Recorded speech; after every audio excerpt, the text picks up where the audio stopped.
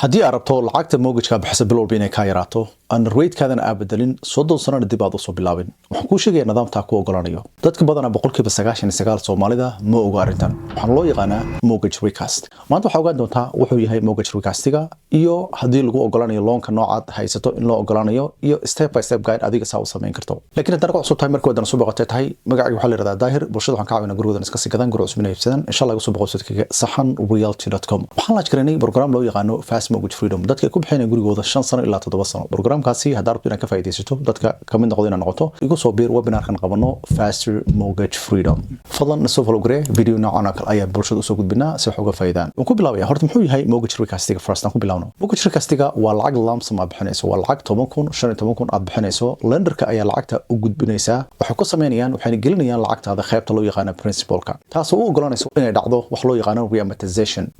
wax loo yaqaan reamortization schedule-kaada ayaa isbedel ku imaanayo sadan waxa dhacayso loonkii inta sano kugu qaadanaya ayaa soo yaraa doonto isbedelka dhacayaan ku sheegay number 1 first waxa dhacayo rate-kaada inuu hoos imaado waxa ka wadaa interest rate-kaada isma bedelayo number 2 lacagtii waqtiga aad bixinaysay sanadka inta sano ay kugu qaadanaysay ayaa hoos soo dhacayso hadda for example haddaad guri iibsatay 2025 ka iibsatay 2055 ka ayuu kugu tagi doonaa so haddaa lacagta geliso wuxuu imaanayaa 2040 oo kale u imaanayaa for example lacagta monthly payment aad bixinaysana bishii way ka soo yaraanaysaa mararka qaar waxay soo yaraanaysaa 300 400 500 ilaa 600 lacagta gelisay ku xiran tahay okay laakiin see lagu ogolaanaya bas leedahay laga yaabaa see loo ogolaa shuruudaha lagu xiran maxay yihiin so taas intaan aan gelin ka hor number 1 loonka noocay loo ogolaanaya loonka haddii aad haysato loan loo yaqaano conventional loan ee most dadka haystaan waa lagu ogolaanaya laakiin haddii aad haysato loonka loo yaqaano FHA loan VA loan iyo USDA loan aad haysato so nasiib daro kaasi kuma shaqeyn doonto laakiin kuba there's an exemption ay sameeyaan haddii aad haysato FHA loan mararka qaar way ku ogolaadaan not always laakiin way ku ogolaanayaan so number 2 oo kale haddii lacag lagu leeyahay mortgage kugu leeyihiin kuma ogolaanayaan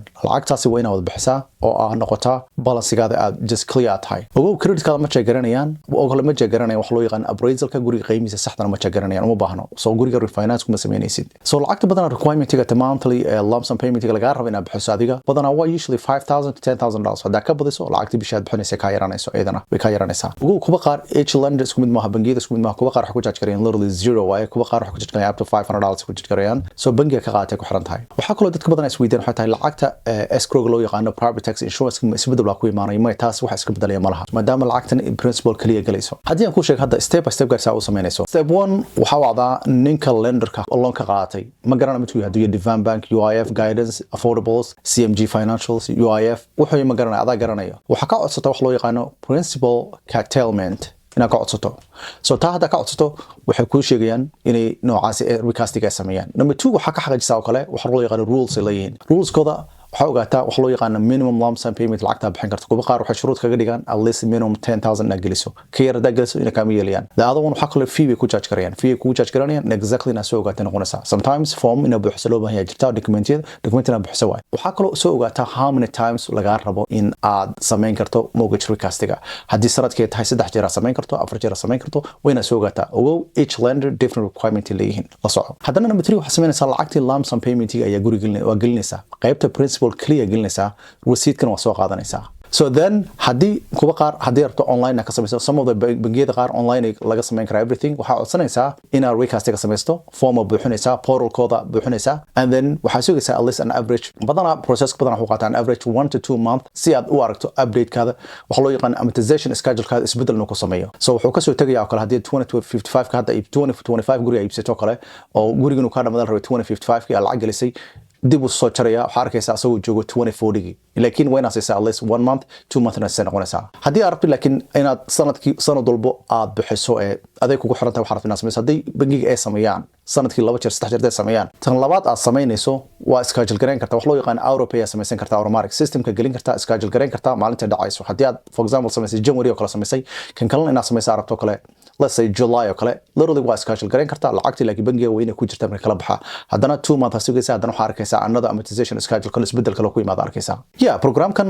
وسميان لكن هذا كوسي in real life example هذا كوسي ما هذا كوسي صدق عنده for example حليمة كسوق هذه حليمة ما تقولي بيبستي $400,000 إنبس كويبستي ريت كل لو رفتنا حوها 6.5 صدق صنع لو رفتي ما أنتري payment تيجي حوالي 25-28 لكن هذا قدرنا escrow property tax insurance يقولي حقول تجي 3,128 أنا العقد بحس ما قرني لك حليمة هذا كسوق هذا for example let's say waxay bixisay lacag yar bay dhigtay oo waxa balance ku hartay guriga waxa ku hartay 390,759 ku hartay waa 397,759 ku hartay so $50,000 oo mortgage recast galisay oo lacagta lump sum payment galisay hadda balancegeedu isbedelaya of course automatic lacagta principal ku geysa maadaama gurigu 390 oo ahaa 759 hadda 50 laga jaro 340 noqonaya 759 balancegeeda hadda wuxuu noqonaya 2205 so monthly paymentgeeda markii escrow la isku daro everything وهذا وتجي almost 28 or 5 وتجي so that means وحي سيفجرينسا 323 سيفجرينسا every month interest تيجي سيفجرينسا هو 88,700 سيفجرينسا so هدو goal كاجي هاي goal هدو هاي interest تيجي سيفجريسو usually mostly waxaan kula taliyaa dadka inay isticmaalaan lump sum haddii aad rabto lacagta inay kaa soo yaraatana waxaa isticmaashaa mortgage recast this is exactly processkan this arkayso dadka ayaan barnaa oo step by step guide ah well that's why aan u sameeyno webinarada aan sameeyno oo the fast mortgage freedom dadka noogu imaadaan waa zoom webinar oo dadka iskugu imaadaan waxaan bixinaa courses noocan oo exactly aad fahmayso mortgagekaada saa ku bixinayso 5 sano 7 sano haddaad samaynin nasiib daro gurigaad si 30 sano ayaa ku jiri doontaa bangigan wuxuu kaa samayn doonaa basically guri kale u iibinaysaa haddii taasi aad rabto kuma anfacayo videogan laakiin haddii ay dhabka tahay inaad mortgagekaada ku bixiso 5 sano 7 sano webinarkan qaban doono nagu soo beer oo ah waxaa aadaa fastermortgagefreedom.com waxaan ku tusi doonaa hadda app-kan develop garanayno exactly ku ogolaan doona wuxuu ku tusiyaa monthly payment-gaada lacagta maanta $50,000 taageliso wuxuu ku tusiyaa interest rate inta save garayso inta sano kugu qaadanayso iyo waxaa kaloo ku tusiyaa budgeting baan ku soo darnay oo wuxuu leeyahay wax loo yaqaan net worth hantidaada inta kor u kacayso ku tusiyaa waxa dhan waxaa another video kaga hadli doona arrintaas laakiin lagu soo biir insha Allah waxaa ku soo biirtaa faster mortgage freedom inta iga tagaya fadlan soo follow gareeya asxaabtaadana la sheegay videogan si dad badan uga faa'iidaan assalamu alaykum